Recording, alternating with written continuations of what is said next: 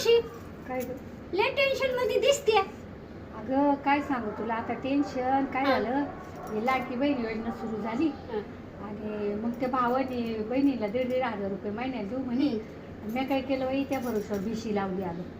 पण आता आहे ना या महिन्यात तो पैसे नाही काहीच नाही. आता त्या बीसीचे पैसे भरू कसे मला टेन्शन आलं बाई. यांच्या भरोश्यावर बसले होते ग म्हणजे येतील दर महिन्याला नाही का. पण ते आता येईनातच बाई पैसे. आता बया आता मी काय करू मी तर हप्त्यावर मोबाईल घेतलाय. बाई हप्त्यावर घेतला बाई.